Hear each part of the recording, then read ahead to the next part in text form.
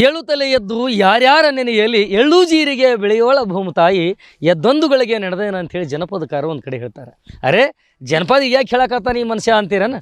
ಹೌದು, ಉತ್ತರ ಕರ್ನಾಟಕದಾಗ ಎಳ್ಳು ಅಮಾವಾಸ್ಯೆ ಬಂದ್ರೆ ಸಾಕು ನಮ್ಮ ರೈತರಿಗೆ ಎಲ್ಲಿಲ್ಲದ ಖುಷಿ ಅಂದ್ರೆ ಖುಷಿ ನೋಡ್ರಿ.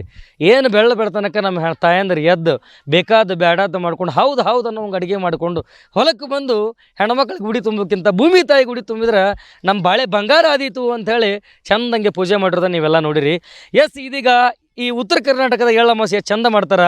ನಾನು ನಿಮ್ಗೆ ತೋರ್ಸಾಕತ್ತೀನಿ, ನೀವು ನೋಡ್ಬೇಕು. ಇಷ್ಟು ಮಂದಿ ತಾಯಂದಿರಲ್ಲಿ ಎಷ್ಟು ಚಂದ ಕುಂತಾರೆ ನೋಡ್ರಿ.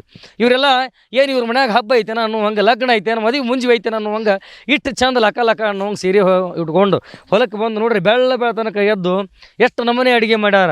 ಉತ್ತರ ಕರ್ನಾಟಕದ ಬಿಳಿಜಾಳದ ರೊಟ್ಟಿ, ಕೆಂಪು ರೊಟ್ಟಿ, ಸಜ್ಜಿ ರೊಟ್ಟಿ, ಹಿಂಗೆ ಬೇರೆ ಬೇರೆ ಪುಂಡಿ ಪಲ್ಯ, ಕುಚ್ಚಿದ ಕಡುಬು, ಖಾರ, ಮತ್ತೊಂದು ಹಿಂಗೆ ಹೌದು ಅನ್ನೋಂಗೆ ಅಡುಗೆ ಮಾಡ್ಕೊಂಡು ಇವರೆಲ್ಲ ಬಂದಾರಲ್ಲ. ಇವತ್ತು ಭೂಮಿ ತಾಯಿ ಗುಡಿ ತುಂಬ್ಯಾರ, ಪೂಜೆ ಮಾಡ್ಯಾರ. ಇನ್ಮೇಲೆ ಇಷ್ಟರು ಕುಂತ್ಕೊಂಡು ಫಸ್ಟ್ ಕ್ಲಾಸ್ ಊಟ ಮಾಡುವಂಥವ್ರು. ಅಂದ್ರೆ ಉತ್ತರ ಕರ್ನಾಟಕದಾಗ ಈ ಹಬ್ಬ ಹುಣ್ಣಿಗೆ ಎಷ್ಟು ಇವರೆಲ್ಲ ಅವಕಾಶ ಕೊಡ್ತಾರೆ ಮತ್ತು ಪ್ರಾಧಾನ್ಯತೆ ಕೊಡ್ತಾರೆ ಅನ್ನೋದಕ್ಕೆ ಇದೊಂದು ಸಾಕ್ಷಿ. ಹಂಗಾರೆ ಇದ್ರ ಬಗ್ಗೆ ಮಾತಾಡೋಕೆ ಇಲ್ಲೊಂದಿಬ್ಬರು ತಾಯಂದಿರು ಅದಾರ, ಮತ್ತೊಬ್ಬರು ಯಜಮಾನ್ರು ಅದಾರ. ಅವ್ರನ್ನೂ ಮಾತಾಡಿಸೋ ಪ್ರಯತ್ನ ಮಾಡೋಣ. ಇದಕ್ಕೆಲ್ಲ ನೀವು ಇಷ್ಟು ಚಂದ ಹಿಂಗೆ ಅಡುಗೆ ಮಾಡ್ಕೊಂಡು ಹಿಂಗೆಲ್ಲ ಬಂದಿರಲ್ಲ, ಯಾಕೆ ಹಿಂಗೆ ಮಾಡ್ಕೊಂಡು ಬರ್ತೀರಿ? ಯಾವಾಗಿಂದ ಎಲ್ಲ ಆಚರಣೆ ಬಂತು ಅಂತ? ನಮಸ್ಕಾರ ರೀ. ಇದು ಪ್ರತಿ ವರ್ಷನೂ ಜನವರಿ ಮತ್ತು ಡಿಸೆಂಬರ್ ಒಳಗೆ ಬರ್ತೈತೆ ರೀ. ಪ್ರತಿ ವರ್ಷನ ನಾವು ಬನ್ನಿ ಗಿಡಕ್ಕೆ ಪೂಜೆ ಮಾಡಿ 5 ಕಲ್ಲನ್ನಿಟ್ಟು ಮತ್ತು ಹಿಂದ್ಗಡೆ ಒಂದು ಕಲ್ಲನ್ನಿಟ್ಟು ಪೂಜೆ ಮಾಡಿ ಮತ್ತು ಹುಲ್ಲಿಗೋ ಸಲಂಬರಿಗೋ ಅಂಥೇಳಿ ಬೆಳೆಯನ್ನು ಬೆಳೆದಿರತಂಥದ್ದು ಇಡೀ ಹೊಲನ ಹುಲಸಾಗಲಿ ಅಂಥೇಳಿ ನಮ್ಮ ರೈತರಿಗೆಲ್ಲ ಆಗೋದ್ರಿ. ಈ ಹಬ್ಬದೊಳಗೆ ವಿಶೇಷವಾಗಿ ಮಾಡೋದು ಅಂತ ಹೇಳಿದ್ರೆ ಉಣ್ಗಡ್ಬು, ಪುಂಡಿ ಪಲ್ಲೆ, ಅದು ಮೆಣ್ಸಿಕಾಯಿಂದ ಕುಚ್ಚಿದ ಖಾರ, ಮತ್ತು ವಿಶೇಷವಾಗಿ ಎಳ್ಳು ಹೋಳ್ಗೆ, ಸಿಂಗದ ಹೋಳ್ಗೆ, ಅನ್ನ, ಮತ್ತು ನಮ್ಮ ಉತ್ತರ ಕರ್ನಾಟಕದ ಫೇಮಸ್ ಆದಂಥ ರೊಟ್ಟಿ, ಸಜ್ಜಿ ರೊಟ್ಟಿ, ಚಪಾತಿ, ಜೋಳದ ರೊಟ್ಟಿ, ಮತ್ತು ಅನ್ನ, ಸಾಂಬಾರು, ನಮ್ಮ ಉತ್ತರ ಕರ್ನಾಟಕದಲ್ಲಿ ಮಾಡಿರೋಂಥ ಮನೆಯಲ್ಲೇ ತಯಾರಿಸಿದಂಥ ಹಪ್ಪಳ ಇವೆಲ್ಲ ಮಾಡ್ತೀವಿ. ಮಾಡಿ ಈ ವರ್ಷಕ್ಕೊಮ್ಮೆ ಹೊಲದೊಳಗೆ ಚರಗವನ್ನು ಚೆಲ್ತೀವಿ. ಚರಗವನ್ನು ಚೆಲ್ಲಿದ ಇದು ಎಲ್ಲ ನಮ್ಮ ರೈತರಿಗೆ ಒಳ್ಳೇದಾಗಲಿ ಮತ್ತು ನಮ್ಗೆ ಇದ್ರಿಗೆ ಒಳ್ಳೇದಾಗಲಿ ಅಂಥೇಳಿ ಮಾಡ್ತೀವಿ ಸರ್. ಇವ್ರು ಹಿಂಗೆ ಹೊಂದಿಸಿ ಪಟ ಪಟ ಪಟ ಪಟ ಅಂತ ಅಡುಗೆ ಹೆಸರು ಹೇಳ್ಕೊಂಡು ಹೊಂಟ್ರೆ ಬಾಯಾಗ ನೀರು ಬರ್ಬೇಕು ನೋಡ್ರಿ. ಹಂಗೆ ಅಡುಗೆ ಬಗ್ಗೆ ಇವ್ರು ಹೇಳ್ಯಾರ. ಹಂಗಾರೆ ಇವ್ರು ಯಾಕೆ ವರ್ಷಕ್ಕೊಮ್ಮೆ ಮಾಡ್ತಾರಂತ ಒಬ್ರು ಯಜಮಾನ್ರು ಅದಾರ, ಅವ್ರನ್ನೂ ಕೇಳೋಣ. ಏನಂತ ಯಜಮಾನ್ರ ನೀವು? ನಾವು ಕಳಸಾಪುರ ಗ್ರಾಮದ ಪ್ರಗತಿಪರ ರೈತರು. ನನ್ನ ಹೆಸರು ಬಸಯ್ಯ ಇಟ್ಗಿ ಮಠ ಅಂತಂದು.